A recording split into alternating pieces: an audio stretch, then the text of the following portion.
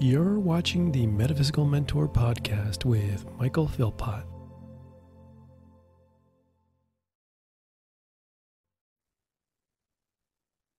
Hello, everybody. Thank you so much for tuning into the show. This is the Metaphysical Mentor Podcast, and I'm your host, Mr. Michael Philpott. And we're going to have a fantastic show. But like I always say that, all my shows are fantastic because all my guests are fantastic. So Kelly, my friend, how are you? I'm great. Thanks for having me. Yeah, I'm really excited about this episode today. We're going to be talking about manifesting, the law of attraction, and all that stuff. But Kelly, before we get going, I have to do this at every show, every beginning. I have to thank all my listeners. I have to thank all those people on Spotify and Apple. And if you're listening on Apple, do me a favor, give it a 5-star. Let people know that I exist. Also, too, I actually have a YouTube channel. It needs some support. So hopefully Kelly's going to teach me how to manifest some YouTube people here, some subscribers today. And hopefully that will be you. And also, if you find this information, if you find it helpful and you really enjoy it and you find that it's inspiring, I do have a donation link in each episode description because you, the listener, is the one that's funding this show. So if you want to give it a little extra love, you can make a monthly donation. Anything, any denomination will be fantastic. Kelly, so how do I go about manifesting some YouTube subscribers? Well, I did, so I'm sure you can do it too.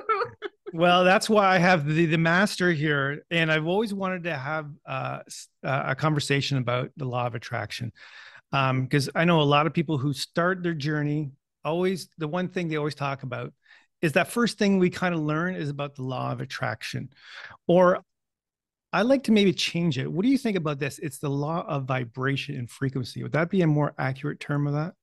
Far more accurate. More Yeah. accurate. Yeah. So when did you start, delving into the law of attraction and start studying that and start teaching this? When did it really start for you? Oh gosh, I would say 2010. I heard the first thing that I really resonated with. It was a meditation that was playing off of somebody's phone on a beach in Mexico that was not even near me. I could just hear it.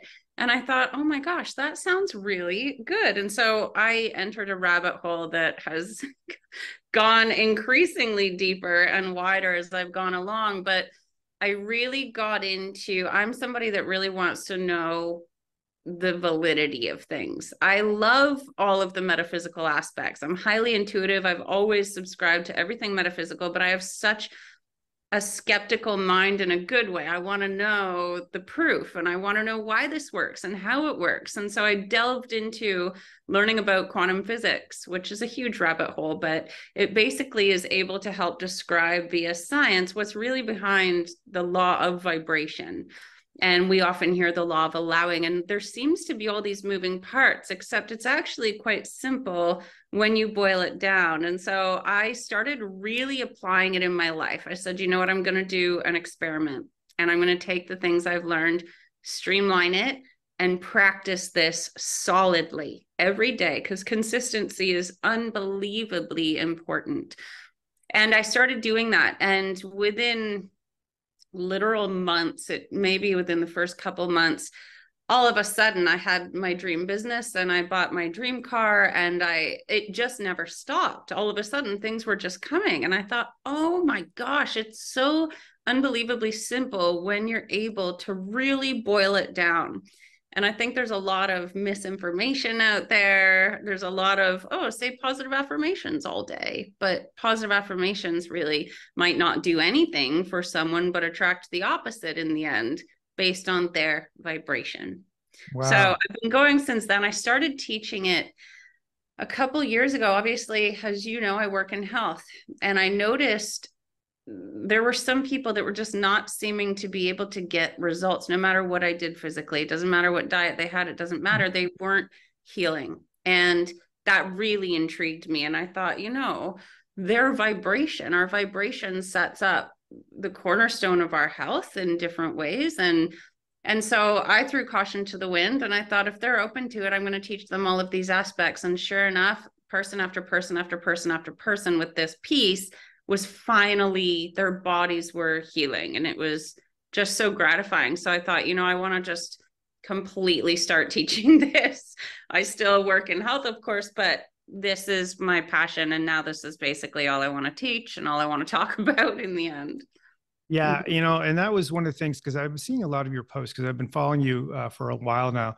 And I've always found that they were so inspirational and they're right to the point. And you do have a vast knowledge of everything. You're like an encyclopedia when it comes to health and lifestyle. And I was just like going, okay, that makes sense. So what do you think is some of the misconceptions about the law of attraction? Really, what I've boiled it down to are there are three reasons people are not good at it.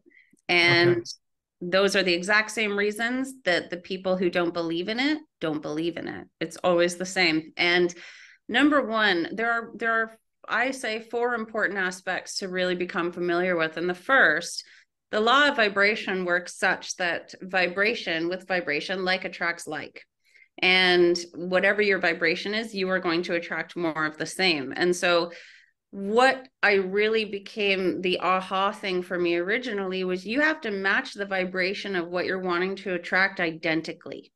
And if you're matching it identically, that means you can't say, oh, if I ever get all this money, I'll do this. And you could say something really positive. I'll do all these wonderful things with this money. And if I ever lose weight or whatever, I'll do all these wonderful things. You're saying if. And so to your psyche and your subconscious, that says it might not even be possible. And so you're not matching it identically. Okay, so just sorry, I'm going to probably interrupt you a lot because That's okay. There's a lot of golden nuggets in this. So okay, so it's the language we're using too as well. So you're saying if I say if, that is basically telling my subconscious mind that it's not going to happen. Is that what we're doing? That it might not be possible. Might not be possible. Okay. Yeah. And so if you want to match the vibration identically, and then you take into account that the vibration is how you feel. And so if you want to match that identically, and let's say you want to get healthy, then you want to match what it feels like to be healthy, not to one day when if, because that's not right now. And if we look at quantum physics, all that exists is right now. There is no future and there is no past. It's right now. And so in order to match it identically, then you'd have to play essentially a game of make believe. And you'd have to make believe that right now you already had whatever. It has to be present moment. And that's how to match it. And I think so many people get confused because they set themselves apart with if and when. And a lot of people, let's say they're saying really positive affirmations, the feeling in their gut is that yearning, that needing, that wanting, and that yearning comes from lack. We only yearn and we only really want because we're noticing what we don't have. And so it's that feeling that we really have to check in on and think, okay, am I feeling healthy? And it's been proven psychologically in neuroscience, it's proven that we can actually evoke an emotion to an event that has not yet happened. All it takes is practice. Because a lot of people will say, well, I've been in chronic pain my whole life. How do I just feel like I have no pain? And the beauty of it is we don't have to be literal. We can go general and think, okay, well, if I had no pain, what are the types of emotions that I would feel? Because the emotion is the vibration. So I would feel relief. I would feel gratitude.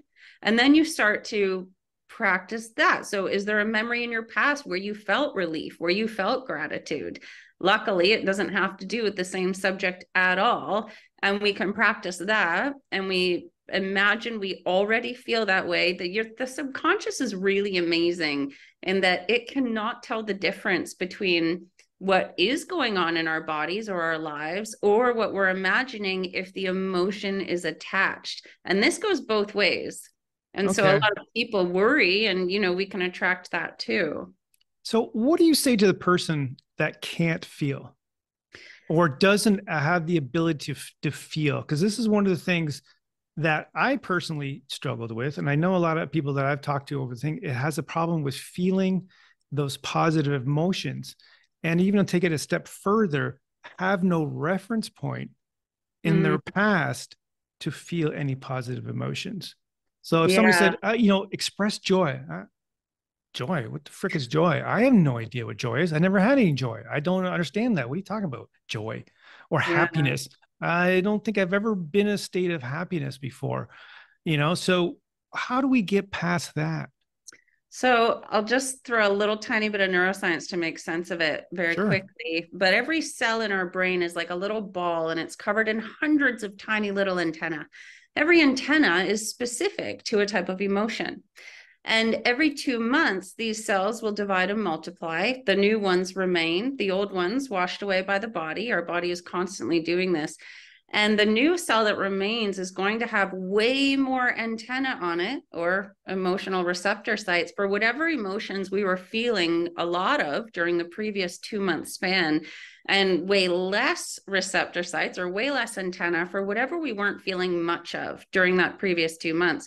So when someone says, I'm not able to feel joy, I can't feel happy, I've been depressed for so long, I work with lots of that. And it's because over those months, 2 months on 2 months on 2 months, if they're feeling more depressed in that 2 months, they're going to be really hard pressed to think positively. And so all you reach for is the next better feeling thought. So that's where you're kind of at the beginning in a good way. If somebody's listening who's in this situation, it's kind of a good thing because you have a blank slate that you're working from. And so all you do is you start to monitor when you really feel bad, because this person will likely feel bad more of their day than good. And so notice when you feel bad, notice the thought. 95% of our thoughts are subconscious, and we have 70,000 thoughts a day. So we have so much we can work with. And so when a thought comes in, what's the next better feeling thought I have access to? It might not be a good thought. It might still be a bad thought, but is it at least 1% better feeling than the previous one? And then they'll think that, okay, then what's the next better feeling thought I have access to? And they might hit a wall and they might get tired, and that's okay, because it's just about practice, but it takes consistency. After the age of 35, our brains are an ingrained set of belief systems and patterning. So it will take work, and it will take consistent work. And it can be annoying because you're not going to feel this changing as it's changing. But one day you're going to wake up and you're going to feel happy, and you're going to be like, what the heck? I feel so happy for no reason. It's just now you have more receptor sites. And as you nurture this, if you can imagine, 2 months on 2 months on 2 months, and I'm in love with the fact that it doesn't matter what the thought is about. And that's what a lot of people get hung up on. There could be 4 things going on in our lives, and one is going okay, the rest are going terribly. It's the human condition to focus on the ones going bad in an effort to repair them. Of course. Whatever we focus on grows. And so if you turn your focus to the one thing going well, even if it has nothing to do with the rest, by law of vibration, they must then improve. Okay. So that's how I would tackle that. Okay. Yeah. Because that was one of the concerns that, I know I can speak from my own thing. It's just to learn how to feel those things. And just especially after this past year, I was not in good shape. And this past year to feel good, like physically to feel good. And then you also have any mental stuff along with that to make you not feel good. So it's like in that mindset where how do I get out of it? But it's really consistency. So it's almost like if I was going to go to the gym and I wanted to build muscle. Is it same constant idea? So it's not like, I got to lift a million pounds, this thing. It's that incremental, slowly developing those neural pathways within the brain so that whatever you're doing, it's basically like, I guess you're reprogramming that subconscious mind. It's just repetition, repetition, repetition, but in a fun way. But at the beginning, it sounds so freaking exhausting to try to monitor those thoughts. It's lucky we don't have to really monitor our thoughts, but we have to catch when we feel really bad. And when you notice you're feeling bad, what is the thought going on in my mind? What am I thinking of right now that I feel so bad? What is another thought that just feels a little bit better? And I like to use with my clients, I like to use the analogy of a video game. Most of us have played video games, and we can go back to the old school ones where you have this character that moves along and it dies and it goes right back to the beginning. So you could have passed a few levels and you're right back to the beginning, but there are checkpoints. And if you pass a checkpoint and then your character dies, you only go back to that checkpoint. You're not going back to the beginning anymore. And so every 2 months is a checkpoint. And so I tell my So clients, 2 months. So 2 months, yeah, this is the thing. So if you can stick with something for 2 months, you've already built that process. So you're at that checkpoint. you're at the first checkpoint. Yeah. You'll First have checkpoint. more receptor sites. So 2 months. Yeah. Okay. And All so right. it's, you want to keep going, obviously, and you want to keep being consistent. But after 6 months, you'd feel like a totally different person in a really good way. Okay. Wow. I Mhm. like that because it doesn't seem too insurmountable. two Mhm. months. Now, with this, the idea that, feeling and stuff like that. So if you have no set point, how do you invoke that vibration or the thought of that feeling? Is it more the thought of the feeling? So if I'm thinking joy, what would joy be like? Even though physically I can't feel it in my body, is it still the process of thinking joy? Because joy in itself, there's a vibration to that word. Yes, there is a vibration to the word. It's definitely the feeling in the body, but if you can think a thought that makes you feel better, it will lead to joy and you will feel joy. You will. And it's also a practice of make believe. Children, they live in a world of make believe, and as adults, we lose, it's a skill to play make believe, and we lose that. And so it's about pretending, and how good are we at playing pretend, because it really makes a massive difference that way. So I always just go back to what kinds of things do you think you might feel if you felt really good? Like if you weren't sick in the body, or if you had money in the bank account, or whatever the person is wanting. And the two most powerful emotions, whether we look at neuroscience, quantum physics, or everything metaphysical, the two most powerful emotions are relief and gratitude. Okay, so And so, let's talk on those two things. So I think yeah. that's really important. So relief Hmm. and gratitude, Hmm. correct? Okay, Yes. so gratitude, yeah, I've heard that for sure. So how do we get in a? Okay, so I'll play devil advocate here. So like Yeah. I'm one of my listeners here, and it's like, all right, my Yeah. life's shit. Yeah. Things are a mess, and I'm sure you have your clients come to you as like, okay, I'm not feeling well. This is happening. Blah blah blah. This is happening. Blah blah blah. My life is a shitstorm. Hmm. How do I feel gratitude for what's happening around me when my life is so chaotic, so drama, and I just have these ungodful feelings and traumas that's stored within myself. So how do I feel gratitude when my life was basically a shitstorm? Yeah. And that's heavy, and that Yeah. it can feel absolutely overpowering. And one thing to think of is, again, we always have to think of the make believe, but sometimes life is so heavy, it's really hard. And so, one part of it is, I would say, things that you have now, even if there are bad things happening, you once wanted those things. And if we can think of, okay, what am I really grateful for right now? Like what can I actually be grateful for? And I'll go very simple, even with myself, is I'll think I can actually go to the store and buy organic food. That's amazing. Like I'm really grateful. I don't have to set up a tent outside, and I'm very grateful about that. And some of my clients, I get them to write down the wins every day, because I really, it's helpful to explain this. Actually, there's a center in our brain, we'll call it the RA for short, and its job is to filter subconsciously our entire environment for whatever we're focused towards. So is that the reticulating activating Yeah. system? Okay. Yeah. The And RAS, or so, I guess they call it RAS sometimes. yeah, yeah, Okay. All right. RAS or RA, but as we can train that to be focused on things that are good and that we are grateful for. And it takes a little time, but once you get it, and so I get my clients to write down wins every day. I Nine like times that. I like Yeah. that. I'm gonna Yeah. I'm gonna put that And one as down. you write these down, my clients will say to me, Kelly, I didn't have a win all week. And I will challenge that head on. I'll say, do you have, and it might not be the case for them, but do you have two legs that both work? Because you have no idea what kind of a challenge it could be to not have legs that work. Like it's amazing. Do you have your sight? Can you, you know, there are things that are dramatic wins. We just don't think of them anymore because we're just so used to it. And Yeah. so it takes practice. And at the start, mine was ridiculous. Mine said, "Oh, I didn't break my yolks when I made my eggs this morning." Epic win.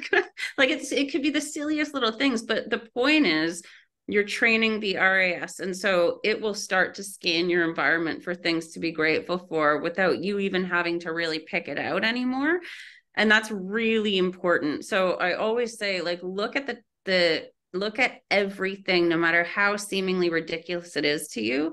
There are things to be grateful for. There are things to be thankful for. And there is always and I don't like to use, you know, there's always somebody in a worse situation. I don't like to compare situations, but if it has come to that and somebody cannot find anything they're grateful for, it can help to think, you know what, my situation, I have a lot of amazing resources. I really do. I know a lot of amazing people, and yeah, there are things. You just have Yeah. to really get good at practicing. Yeah. I fully understand that, because one of the things I learned, early on is that there is always somebody. So when you're in your muck, when you're in your shit, something like that, you always have to remember there's somebody who has it worse than you do, even 10 times worse than you. And sometimes that can help me switch when it's like I kind of feel, sorry for myself and I'm not feeling well. I'll just flick that switch. And I fully understand this past year, dealing with my cancer. Oh, fuck me. Oh, pardon. I'm gonna have to edit that one out, but I'm gonna leave it in anyways. But I'll tell you, Yeah. like, being grateful, Yeah. yeah, it really changed the aspect, like the smallest little things. Now, I still have a lot of problems I'm dealing with, but for the Mhm. most part, I'm 100% better than I was. Like the ability to swallow, like Yeah. you don't like, even to talk. Like I wasn't able to talk for a long time, to even actually enunciate and talk, things like that. Small little things, taste. That was a big thing. So anybody who's a foodie and loves food, I wasn't able to taste for almost 6 months. And anything that I did taste tasted like mercury. So if Uh, you can imagine what mercury tasted like it was gone awful. So yeah. when I remember having that first, I was like craving, because all you can just think about when you can't have food and you're not eating, all you do is think about food, right? And when you're sitting there, like the problem was is I was watching TV a lot, because that's all I could do is I lie on the couch, recover, watch TV, and you just see all these food shows and you're watching all this steak and stuff like that. It's like, oh my God, that steak would be so. So when I first had a steak, I was craving it, but I still couldn't taste it. But there was part of me, I could still remember my brain was telling me that the steak is good. So it's Yeah. kind of like that same thing where your brain is just rewiring that. But the idea of gratitude, and it's really good. I'm glad you have it, because it just reframes me sometimes. Because sometimes I get lost in the details and not paying attention to that, all the small little things. And it is the small, simple stuff that it's just amazing how we just take it for granted, especially when it comes to our health.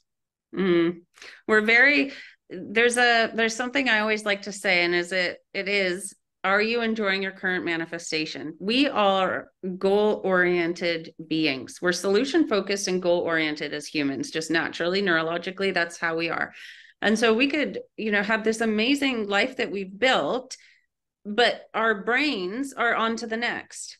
And so there's a lot to be said for really enjoying where you're at. And it seems counterintuitive because we feel like, well, if we're just sitting in and enjoying this, we're going to attract more of this. We're not going to move forward. But that's actually not the truth. The best state to be in is enjoying everything you can, just looking for things to appreciate. And you can train yourself to automatically do that. But at first, look for things to appreciate and then be in positive expectation about what's to come. And expectation is a fabulous keyword there. It's massively important because to expect means we know it's coming. And it's a very difficult thing to conceptualize when you don't feel that way. But I can't describe how amazing it is when the automation comes in to the brain. We spend time creating these new neural pathways. It's much like in real life, a train track is your neural pathway and the train is the thought. Your trains, even in real life, are not going to take to a new track until the completion of its build. they would crash and burn. And so your thoughts are the same. And all of a sudden, your brain does things automatically. We have actually trained our subconscious all along to be however it is over as a series of, subconscious thoughts and patterning and belief systems. And a belief is just a thought you keep thinking. So if you practice thoughts, you will one day believe the thought, and it's not that far away. Interesting. Mm-hmm. Wow. So to get that expectation, to expect something coming. So if I like, it's almost like, this is something I want to talk about too, is about prayer versus the idea of thought. So if let's say, I'm working on trying to manifest a new car or a new job or something, even a partner, that seems to be a lot of thing these days too, as well, is like, a lot of people are looking for that. So to expect that. So part of that thing is that, would you say that I have to get the feeling of the expectation of the feelings that person, job, money, car will actually make me feel? Is that what we're looking for? So we don't have to be specific. And I always tell people you can choose. So if it helps someone to be specific, and they want to really imagine they have this specific partner and that elevates their feeling, your feeling lifts up, you feel excited or happy or any but above neutral emotion, then that's great. For a lot of people, focusing on specific is going to make them feel worse. They'll feel a below neutral emotion. So to go more general, so when you put it out, I say put it out to the universe or hand it over to God. You could say God, you could say the universe. To me, it's the same essence, really. And so hand it over to God, put it over to the universe. It's got it. Like that's there. And you can ask one time and that's all that you need. And then if you just go around looking for things to appreciate, feeling as good as possible, that will come about. The problem that I see a lot of people run into is they think they want this, whatever, this partner or whatnot, and they focus on that. They're closing themselves off to something that could be better, that they could actually feel better about.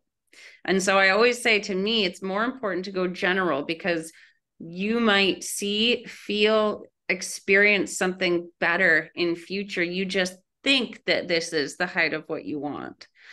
And there's another big aspect is not to try to manifest a how. So for example, money. Okay. A lot of people trying to manifest money. It's not the money that they want to manifest. So they're so focused on the money. That's not what they want. They want whatever they would do with the money, but they're so focused on feeling that they need the money to do whatever. That creates so much resistance. So if you can let go of the how, the money, and go start thinking about whatever would actually happen with that money. What would you spend it on? What would you do with it? Because money is actually neutral. Some people could feel good or you could feel bad. Like money is a how, and the how is none of our business. The how actually comes to us, but that's what a lot of people miss. So someone might be focusing on weight loss, and that's what they're really focused on. That's neutral. What would feel so good about losing the weight? That's where you need to go. And the how comes to us. And then that's that third piece, is really focusing on letting go of the how, but noticing inspired action when it comes. Because a manifestation won't come from just matching the vibration. We can match the vibration. It's not going to fly out of the sky into our face. But what? Really? Right? Come on. Why is this person in my bed? What's happening? You will start to get inspired action. And almost everybody misses this piece that I coach. Inspired action, there are certain ways it could come, but it's just going to be an aha moment. It's that I have a great idea. And 9 times out of 10, it's going to get squashed immediately by logic. Your logic is going to squash it because you're going to think, oh, that's unrealistic. Or, oh, like usually it's something that you would not think about yourself. And so that's how it gets squashed. We have this thought come into our head and we're like, what? And so we just carry on when there's the manifestation. If you follow the inspired action, in my life, it's always been terrifying. Always. It's always made 0 sense. It's been terrifying. And it's been something that I would never think of on my own.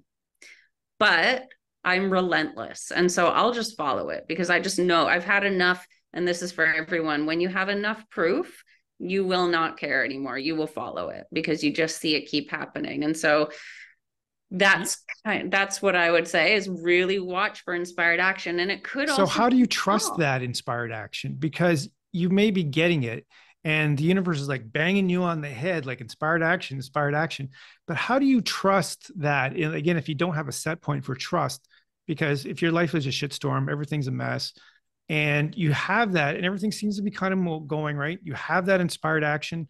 Source is bringing that to you. God, whoever you want to call it, is bringing you that. And all of a sudden, like you're not paying attention to it because you said like the logic part of it, but you dismiss it because we do that all the time. So how do we recognize it? Like, how do we recognize it actually it's not coming from a place like you say it's fearful? So how do you manage that fear? Because if it makes you fearful, you're less likely to take that action. That's true. I myself and what I coach is to start with the little things. If you're sitting at your desk and you're banging away at whatever report you need to do or whatever you're doing, and you get an inkling, oh, I need to get up and get a cup of water. I'll just finish this. Like that is, so you need to practice. No, I'm going to get up, get a cup of water, and come sit back down. And I say this with my weight loss clients a billion times over because they'll have the inspired action to go for a quick walk, but they're like, oh, I should just do this, whatever, or get up and get the cup of water. I'll finish this first. Your body is giving you what it needs all the time, and we override it 9 times out of 10. We just squash it. And so I always say, start with the little things, start to pay attention to things that you fluff off, like start to notice the thoughts, and you'll notice them. As soon as you set the intention to notice the thoughts, they will stand out more to you. And so that's what I say. And then with the other scary things, for example, my business, I really wanted my business to be 6 figures, wouldn't have to worry about it, just so I could help people everywhere, wouldn't be in debt anymore. That's what I wanted. We think it has to happen a certain way. I thought I'd have to build these funnels and I'd have to blah, blah, blah. And that's what I was focused on. Meanwhile, I'm in the shower one day and I get this random idea to go live on TikTok. What? I would never go live on the internet when I had that come in. No way would I ever do that. Absolutely mortified, especially not with like a full face of makeup and whatever. But I thought, oh my goodness, that must be inspired action. What's the worst thing that's going to happen to me if I press that live button? I don't know, dreadful embarrassment for 5 seconds, whatever. So I put a robe on and I pressed the button. And I was like, who the heck am I going to talk to? What am I even going to talk about? I was so nervous. I was shaking, but I just started blabbering on about interesting things that most people don't know. And the next day I had over 50,000 followers and I was booked for 3 to 6 months. And it's like, how fast could I have just been like, oh, that's ridiculous, and just gone about my day? Like it happens. And so it's things like that that just, I can catch it. If it's something I feel like I can just fluff off, that's a key. Could be the little get a cup of water thing. Or B, is it something that I know I wouldn't have thought of myself? Because a lot of people get stuck in that how, and a true manifestation, according to all laws, science, and metaphysical as well, it has to, must, and can only come from the unknown. And so you could sit there for hours and days on end thinking about how you're going to achieve anything, whether it be health or a bank account, and you're never going to be able to come up with how it actually happens, because everything that I've seen happen for my clients as well as myself, I could have sat forever thinking, and we would never have guessed how it actually happened. It's always this random, like, what? Like it's almost unbelievable how things happen. I think that's part of the fun of it, is like, it's the analogy I've always heard. It's like Christmas. Yeah. And again, this is again, if you celebrate Christmas, but for Christmas, for the idea is that, you ask for a gift and sometimes you get it, you don't get it, but it's that anticipation of getting the present in the morning. You're revved up. Like, how's this going to happen? You don't know how it's going to happen. You don't know if you're going to get that, but that's that feeling that you get, excuse me, in the morning. And I always kind of like that idea, is that, there is that anticipation, like, I kind of like, okay, how's this going to happen? And that some ways, like, where's it going to come from, that I get that kind of excitement, and trying to, like, not to get the how. Cause I've been very much stuck in the how for so many, how in the hell is this going to happen?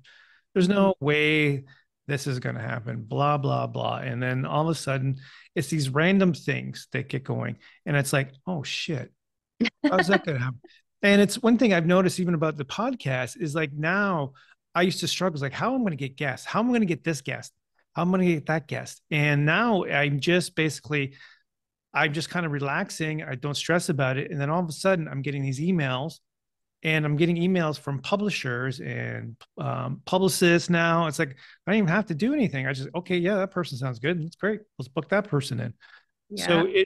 it is a pretty cool idea that you can get into it, and you get into that flow and start noticing it more and more. But I really think the idea was, it's about repetition. Yes. So let's talk about the idea about repetition. So is it more just mind body, or I should say thought feeling, or is it a mind body spirit idea where it's a combination of stuff? Because you have to get the body feeling good too. So let's say I'm not feeling well, I'm overweight, I've got high blood pressure, almost diabetic, all these different things. I got all these physical problems. Is it the first thing to get feeling physically better, and that will help with the mental, how I mentally thinking, and that'll help with the feeling? No, it's definitely mental first. Mental Definitely. first. All Yeah. right. So Yeah. please explain that. Yeah, the body could be in total disarray. And so I had a client who was told they would never walk again. And their body, they couldn't even feel, really. Like it wasn't even logical to think of how this person was going to do this by feeling physically. So it's always mental, emotional, because your emotions are the vibration. And so we don't have to feel good in our bodies at all. But can we teach our bodies by thinking of what a future would be like? So can we, think and feel? It's definitely mental, physical, and spiritual in the end, but it's the feeling within your body. So, and by that, I mean the emotion in your body. We have gut feelings, and it's the same way I teach about making a decision. If there's a decision that your logic is really loud about, and it's a big decision in your life, and you can't decide neither here nor there, can you just get quiet for a moment and feel into your body? And are you getting a rise in energy? You might feel those butterflies and those kinds of feelings, or are you feeling that gut wrenching, that same thing as the yearning? It's that lowering of energy, and it just feels physically bad. Our body can give us physical feelings in terms of our emotions, but it's definitely mental first. And then spiritual is the aspect of God/the universe working with us. So Okay. it has to be all three. Has to be all three. Yeah. Cause I was always curious like that, because even if you think about the medical model, when you go in for a diagnosis or anything else, it's always physical, chemical, emotional, right? So they're trying to get you well. So if you get one working well, it helps you do the other one. So if you can physically get a feeling a little bit better, let's say again, you had a few pounds, you're not feeling well about how your appearance is. So you take some of that and you start working with the physical body. So now I've lost a couple of pounds. I feel pretty good about myself, right?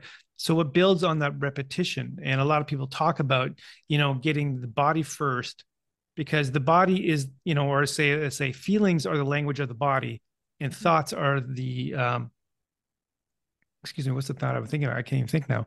But no, thoughts are the language of the brain, right? So Yes. they're trying to get that situated, right? So if you can get the body, because it's all about the feelings, right? From my understanding, right? It's that feeling, right? So if you can get it, because if you're not in your body, because we've always heard that expression, like, I'm not in my body. And I was Mm-hmm. probably see with your clients, like, I don't feel, I'm not in, I'm not in tune with what's happening in my body. Yeah. They don't recognize that. So how do we get in tuned with our body? So one thing to know is that your cells are constantly always responding to your emotions. So they've done studies where, let's just talk about weight loss because it's an easy example, but I mean this for anything physical. But let's say these people are walking around every time they pass a reflection, ugh, I'm fat, or I can't lose weight. Nothing works for me. And they're just feeling their cells, their metabolism goes, okay, slows right down. But then you get someone that has lost that pound or so, and they think, oh, the more you notice, the more you notice. So the more you're noticing improvement, the more you improve. But when you have an uninterrupted, so when you get a good enough at practicing that you have an uninterrupted feeling of gratitude about anything whatsoever, you're not thinking about your body, but that's really what you want to improve, but you feel good about something else all of a sudden, the physical cells will begin to respond within 16 seconds. So science has shown. And so they're constantly listening. But to get back into the body, I always tell people, how much time do you spend with yourself? How much time do you spend loving your body? Because most people are completely at odds with their body. They have autoimmune disease, the body's their enemy. They have cancer, they hate this cancer, obviously. And so the body is, yeah. And so it's many, many people. I work with, my cancer patients all the time. And we are at such odds with our body, and weight loss too. They're overweight, they hate their bodies. And so you need to build a good relationship with your body. And it's how much time do we spend loving our bodies? And how much time do we spend with ourselves at all? I looked back at my own track record when I was in school and I was young. I hadn't gotten into the health realm yet. First thing I did in the morning was look at the phone. And then I looked at my phone while I made my coffee. I sat down and I turned on the TV. And then I have my phone here and the TV is on. And then I get in my car and I turn on the radio and I'm listening to whatever. And I get to school and now I'm at school surrounded, and I get in the car and then I turn on the TV and all of a sudden, what the heck? Like, I haven't spent a single second with myself. And so that's something that's really important to catch. There's so much about our bodies to love. There is so much. And the basic vibration of the universe, or the vibration of God, is love. That is the exact same, it's the exact same frequency if you measure it. And so it's really interesting to think about that when you're trying to get in touch with your body. There's so much to the body to love. And if we love our bodies into wellness, it does work and it will happen. We can speak to our organs at any time, all the time, and your organs respond to being communicated with. So that's, that was, a perfect segue, because I was thinking the same thing, because I've heard, they talk about body talk in some ways. Now, they're not the treatment body talk, but actually talking to your liver and actually going through your body and going, hey, liver, how you doing today? Or, hey, kidneys, what's going on with you today? I love you, you know what I mean? Yeah. And actually practicing that. And it's interesting. I've heard studies with that where like they did brain scans on people who actually practice that versus other things. And I think it even goes back to the Emoto study when Dr. Emoto talked about the idea with water and that whole principle. But yeah, it's a really interesting thing, because I was trying to think when I heard about that. And I always thought it was kind of corny, it's like, oh, talk to my liver. Yeah, I'll talk to my liver. It's like, damn you, come on. I got a few more glasses of wine I needed to process. What's going on, brother? Help me out here. You know what I mean? Yeah. Yeah, I do really, I love that idea. And it's so simple too. And it's like, I take it, if you can't find time to love yourself, find something outside. Let's say, for example, you may not be feeling well. Mm-hmm. You don't like your body, and you have that self-talk, and there's someone else, but you have a pet. All right. And you can love that pet. So it's actually the same thing, because you talk to your pets. The people who have pets, they love their pets. They're like their little animals, their babies, their fur babies. They have that such love and attention to it. But take that same attention and love and just flip it and give it to yourself for a change. And say the same talk, because it's interesting. People talk to their cats and their dogs and they're not communicating. I mean, they're communicating, non-verbally, but it's the same thing. You can do that to yourself, which is, so all those animal lovers out there, it'd be, if you, maybe a good start to start talking to yourself that way. But I just found it very interesting how we could flip that and reframe it just a bit. And it's always those things like, oh, that makes sense. Yeah. Imagine, so we have our organs. Imagine if our organs were our pets. When our pet gets cancer, Do we just hate on that pet and we damn it?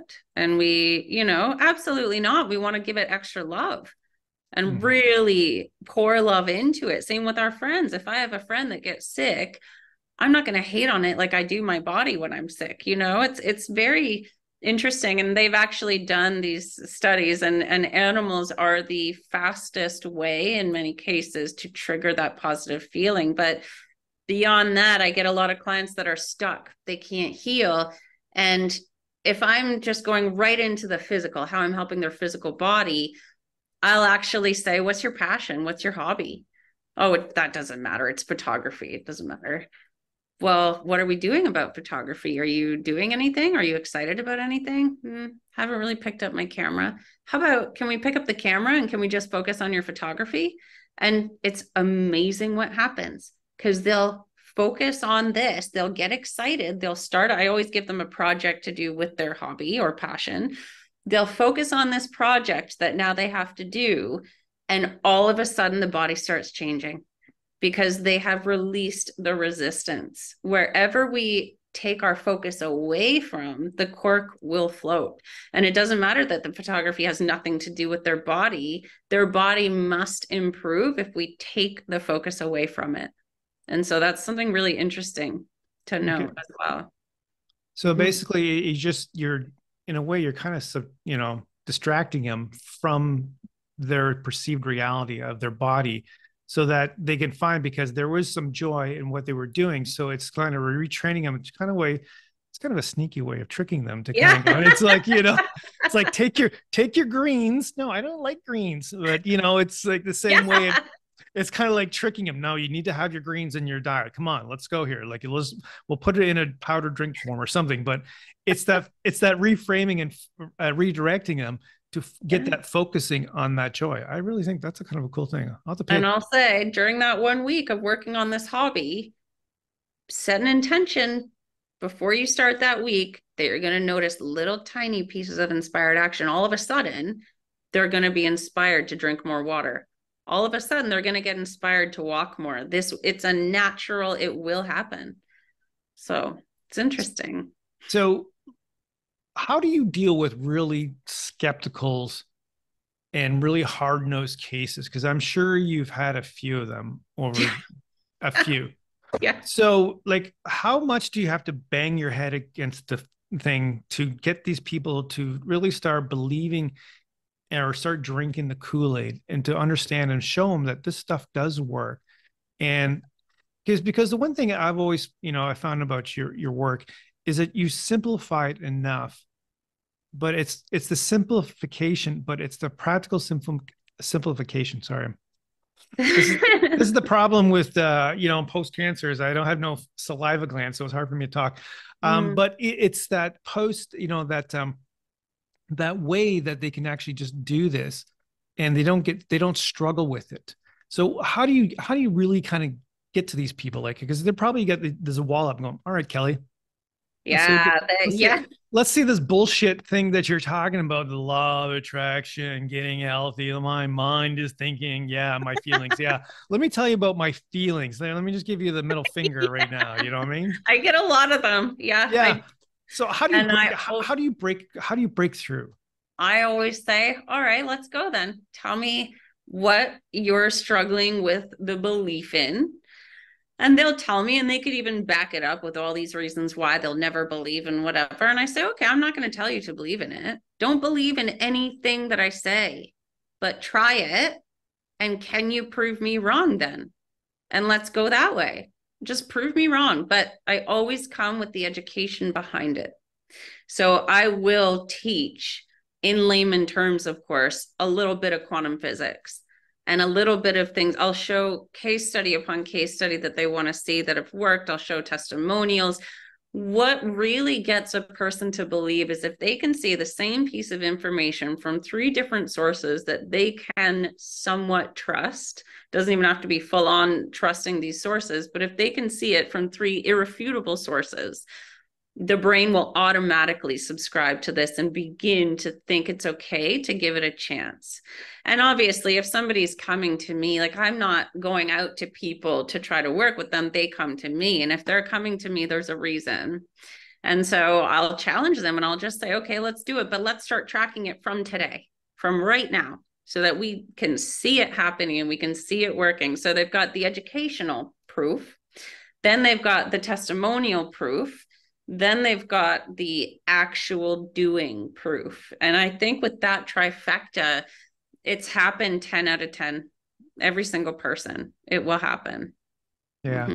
And again, those, like, those, like you said, the small wins, it builds up and it's like, okay. And you can actually show them, it's like, okay, take a look at this, because you've got proof now. Right. And then it's like, oh shit, the stuff that she's preaching is working. Okay. And if they're skeptical, there's a reason why. So I'll always say, like, why don't you believe in it? Well, because I've never seen it work. Okay, here's a bunch of times it has. And well, because I don't, there's no science to back that up. Yeah, there is. There definitely is. So I always go with why they don't believe and help them that way. Yeah. So one of the things I wanted to ask you about the idea of free will and choice, and when it comes to this type of work, because there is a part of our soul's journey, and this gives them a little more spiritual on this aspect, is that my soul comes into this existence with a set of lessons it wants to learn and to certain things it wants to experience. And then, I always say the good Lord has another, we always have our idea what we want to be doing. But then I always say the good Lord's got something else in store for us. So when it comes to things like, the law of attraction, wanting things, where does our free will come in? Like how much of our free will is part of getting the things that we think that we want? Well, we have the free will to follow inspired action or not. And that's the most important part of free will that comes into this. Okay. We have our free will to execute what we do. So your inspired action might come as this aha idea. How are you going to do it? How are you going to go about that? So that's our free will. We have the choice. We always have a series of choices every single day that either take us closer to what we want or take us farther away from what we want.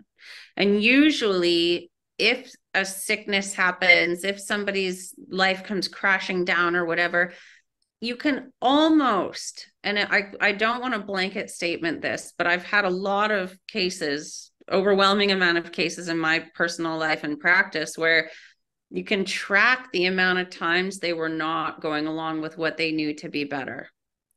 And I feel as though our inner being or our higher self, which I just say is our authentic self, really underneath all the filters and underneath all of that, our authentic self knows best. And if we don't follow that for a period of time, it will force us to do something.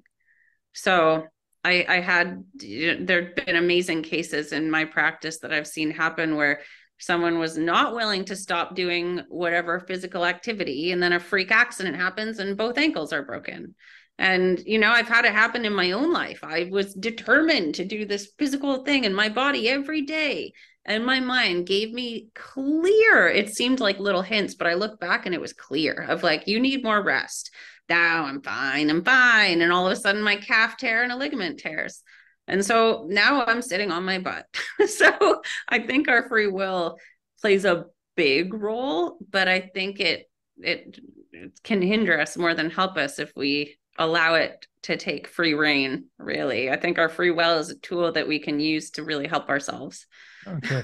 So what are some of the things that we can do right now? So people, I mean, obviously, I want people to tune into you and take your course and stuff like that. So of course, because that's, gotta, help my peeps out here, my little community. But at the same time too, what kind of things can people do, or are there certain books that they can read that maybe inspire them to kind of look into this information a little bit deeper that you have read or that have inspired you?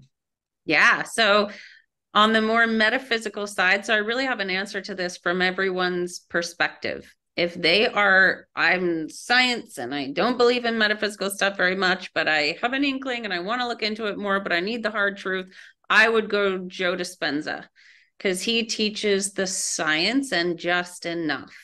So it's not this huge convoluted thing. So Breaking the Habit of Being Yourself and You Are the Placebo are two books by Joe Dispenza that I highly, highly recommend, that gives you the basics of exactly what is behind all of this educationally. And then on the more what people would say woohoo side, which I really love, is Abraham Hicks. It's the Law of Attraction Collection by Abraham Hicks, is unbelievably good. Maybe people don't like reading. They don't want to sit and read a book. Go to YouTube and type in Joe Dispenza, type in Abraham Hicks, and maybe if you have a specific problem, type in Joe Dispenza on weight loss, Abraham Hicks on entrepreneur, or whatever someone's really wanting.